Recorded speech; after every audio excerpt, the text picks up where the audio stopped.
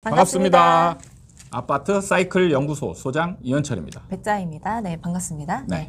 소장님, 오늘은 이 일기 신도시에 대해서 얘기를 해보려고 하거든요. 네. 네, 일기 신도시의 최대의 호재였던 그 리모델링 있잖아요. 네네. 이 리모델링 소식이 정말 곳곳에서 들린다 이런 얘기를 저희가 한번 했었어요. 예. 그런데 요즘엔 또 곳곳에서 이 리모델링이 삐걱거리고 있다 이런 얘기가 또 많이 들리더라고요. 네. 이게 진짜 시작만 하면 네. 될 것 같았는데 이 리모델링이 쉽지 않은 것 같더라고요. 네. 재건축보다 쉽다는 이유로 많은 단지들이 리모델링을 추진을 했었는데 이게 왜 진행이 더딘 건지 네. 궁금하더라고요. 가장 핵심적인 게 뭔지 아세요? 글쎄요. 글쎄요. 네. 뭘까요? 네. 리모델링하고 재건축의 좀 다른 점은 뭐냐면 네. 수익이 생기느냐 안 생기느냐의 차이예요. 네. 재건축은 일반 분양분이 많이 생기잖아요. 그래서 일반 분양을 함으로 인해서 조합원의 비용을 부담을 줄여줄 수 있는 역할을 한단 말이죠. 네. 근데 리모델링은 대부분 이제 증축을 한다든지 이런 네. 부분이 있기 때문에 이제 늘어나는 부분도 있지만 어쨌든 기본 골격은 유지를 하는 상태에서 1대1 리모델링이 기본이란 말이죠. 그러면 수익이 생기는 게 없어요. 수익이 생기는 게 없이 비용만 나가는 거죠, 일단은. 네. 그래서 비용을 나가고 이제 새 아파트로 만들어지는 구조인데 수익이 생기느냐 안 생기느냐의 차이에 의해서 네. 뭐가 생기냐면 일단 비용 부담이 이제 커지는 부분. 그러니까 핵심은 뭐냐면 지금 아파트 가격이 너무 많이 올랐기 때문에 그래요. 너무 많이 올랐기 네. 때문에. 이제 구체적으로 생각을 해보면 일단 이 안에 살고 있는 사람들이 나가야 되죠. 철거를 해야 되잖아요. 철거를 해서 이주를 해야 된단 말이죠. 그럼 이주 비용이 발생하잖아요. 이사 비용 그리고 집을 얻어야 되잖아요. 그러니까 이 사람이 집을 짓는 기간 뭐 한 3년 아니면 4년 동안 얻어서 집을 살 수 있는 그 돈도 필요하단 말이죠. 보통은 건설사가 돈을 빌려주죠. 빌려줍니다. 빌려주기도 하고 안 주는 데는 이제 조합이 스스로 마련을 해야 돼요. 네, 그게 이제 부담인 거죠.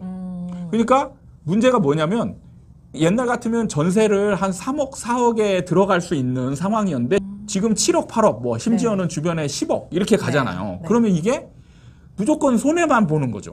비용이 늘어나잖아요. 네. 그럼 이자 비용 이런 것들이 증가되는 부분이 있단 말이죠. 추가 부담금이 옛날에 처음 시작하기 전에 지금 집값이 많이 오르기 전에 생각했던 건축비 플러스 이제 일종의 추가 부담금 이런 것들이 어느 정도 정해졌다면 지금 이게 급속적으로 늘어나는 거죠.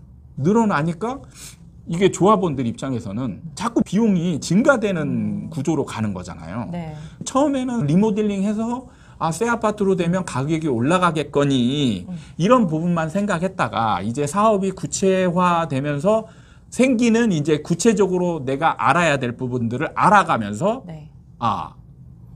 이거는 생각보다 만만치 않은데 이렇게 되는 거죠. 그러니까 리모델링은 이 재건축과 달리 기대되는 수익이 없는 상황에서 내가 부담해야 되는 비용들이 점점 늘어나니까 반대하는 사람들도 생긴다는 그렇죠. 거고 재건축은 이게 일반 분양분이 있잖아요. 네. 일반 분양분은 가격이 올라가면 올라갈수록 분양가도 올라가면서 수익이 늘어나잖아요. 수익이 늘어나기 때문에 이 비용을 이걸로 차감할 수 있는 그런 메리트가 있는 거죠. 네. 근데 리모델링은 수익이 생기는 구조가 아니란 말이죠. 그냥 맞아요. 비용만 증가하는 구조로 가는 네. 그런 부분 때문에 리모델링이 이제 상승장 거의 막바지에 이른 시점에서는 사업 진행이 더 부담되는 측면이 있는 거예요. 이 리모델링 호재 때문에 들어갔던 투자자들도 굉장히 많단 말이죠. 그렇죠. 그런데 이게 생각지도 못했던 원주민들 반대 이런 네. 것 때문에 이 진행이 쉽지 않다는 얘기들이 곳곳에 들리고 있어요. 그런 부분도 이제 이 첫 번째 있고 그 다음에 이제 기존에 살던 조합원들이 이사가 하는 걸 굉장히 꺼려하는 부분이 생기죠. 여기서 그냥 편안하게 살아왔는데 부담스러운 자꾸 뭐 일을 막 만들어가지고 네.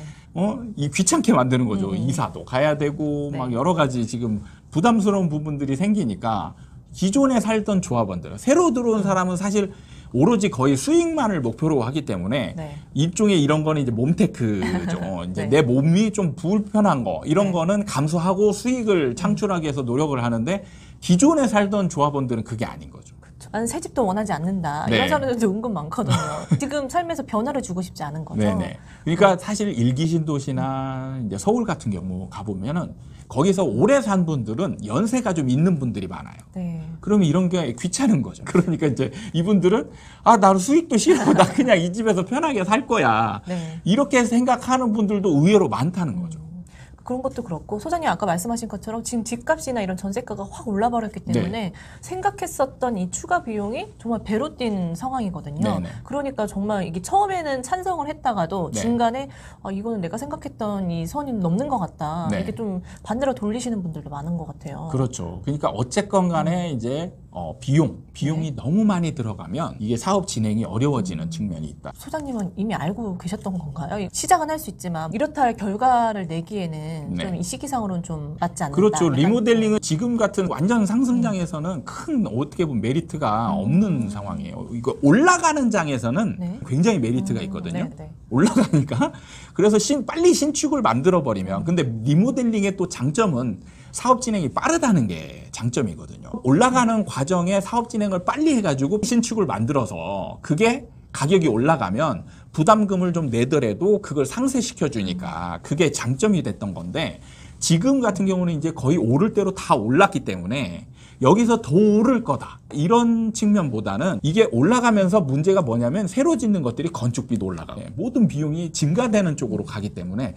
부담은 훨씬 더 크게 다가오고 앞으로 늘어날 수익은 생각보다 작아지고 이런 상황이 되기 때문에 이제 사업 진행이 굉장히 더딜 수밖에 없다라는. 그럼 리모델링도 부동산 시장의 흐름에 따라서 약간 달라진다는 말로 들리는데 그렇죠. 다 네. 모든 사업은 시장 상황에 따라서 완전히 다 달라져요. 그럼 리모델링을 하기에 네. 제일 좋은 시기가 있는지 당연히 있죠. 네, 그때는 언제일까요? 이게 보면은 그 역으로 생각하면 되죠. 역으로. 역발상. 네. 그럼 뭐냐면 조합원들의 부담이 가장 적은 시점이 언제냐? 그러면 뭐죠? 이사해서 거주 비용이잖아요. 그리고 네. 건축비가 가장 적은 시점.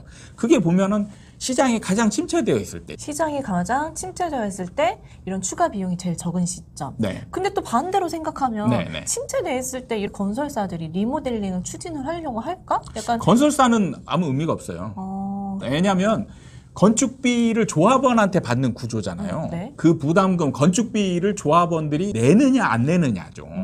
그러면 조합원들은 부담금을 가지고 내가 얼마만큼 부담금을 내느냐 이걸 가지고 이제 결정을 하는 거잖아요. 네. 그러니까 비용 부담이 많을 때는 좀 부담스러워하기 때문에 좀 주저하게 되고 비용 부담이 적을 때는 좀 어느 정도 찬성률이 높아지는데 네. 문제는 침체기 같은 경우는 집값 상승에 대한 기대치가 좀 낮잖아요. 네. 이제 이게 사실은 관건이죠. 그렇죠. 이게 사실은 부담금보다 새 아파트로 돼서 집값이 올라갈 것 같아야 사실 새 아파트로 이 진행하는 그런 메리트가 있는데 침체기는 새 아파트라고 해도 이게 집값이 올라갈까? 이런 이제 그러니까요. 생각이 드는 네. 이런 부분이 부담으로 작용할 수 있어요. 그래서 침체기를 살짝 지난 이제 약간 올라가려고 하는 이런 시점이 사실 활발하게 진행될 가능성이. 그러니까 어쨌든 이게 지금 막 리모델링이 여기저기 하는 것도 집값 상승, 네. 집값 상승한 걸 또 봤기 때문에 또 하는 거잖아요. 그렇죠. 너무 침체기에는 사람들이 호응을 하지 않으니까 네, 네. 조금 한 발 뛴 네, 네. 그 시기가 가장 좋은 시기다. 그렇죠. 그러니까 투자자 입장에서는 리모델링의 이제 사업 진행이 가능성이 있는 네. 아파트들을 사고 싶다. 네, 네. 그러면은 침체됐을 때 거의 바닥 시점 네. 이럴 때에 들어가면 아니면 조금 전에 네. 이 이제 좀 빠른 데들은 이때 사업이 진행되는 데들도 있어요. 있긴 있나요? 그렇죠. 예. 네. 이거를 이제 조합 임원들이 이제 어쨌든 설득 작업을 하는 거잖아요. 조합을. 네네. 나름대로의 그 브리핑, 이 자료들을 잘 만들어 가지고 조합원들한테 이때쯤 리모델링을 해서 진행을 하면은 상승장에 완성이 되고 그럼 이때부터 가격이 상승을 함으로 인해서 여러분들은 엄청난 효과를 누릴 수 있게 된다. 이런 식으로 설득력 있는 브리핑을 진행하면 빨리 진행할 수도 있죠. 그렇겠네요. 얘기를 들으면 들을수록 뭔가 하락장에 정말 발품을 많이 팔아야겠다. 네. 바쁘겠다. 이런 생각이 사실 하락장이 드네요. 되면 여러분들이 살 게 널려 있어요. 뭘 살까 고민하면서 막 해야 되는 상황인 네네. 거죠. 지금은 막 집이 없어질까 막 걱정해서 막 지금 뭐라도 사야 되는 느낌이잖아요. 하락장이 되면 여러분 골라서 살 수 있어요. 그러니까요. 하락장이 됐을 때 다른 사람처럼 이 집값이 올라갈 거에 대한 기대를 잃지 않고 네. 꾸준히 해야 되는 게 좀 중요해요. 그렇죠. 여러분들이 그래서 이제 지금 돈도 준비해야 되고 공부도 해야 되고 지금 해야 될 게 너무 많아요. 여러분들이. 해야 될 게 너무 많다고 포기하지 마시고요. 하나하나 네. 차근차근 하면 되니까요. 네. 네. 오늘 시간은 이 일기 신도시 리모델링에 대해서 얘기를 해봤는데, 네. 이걸 예견하셨다는 게 좀 신기하네요. 제가 한참 그 들썩들썩거리며 일기 신듯이 들어가야 되나요? 막 이랬었는데 소장님은 그런 생각을 하셨군요. 네, 알겠습니다. 오늘 시간 도움이 되셨다면 구독과 좋아요 부탁드립니다. 다음에 또 찾아뵙도록 하겠습니다. 감사합니다.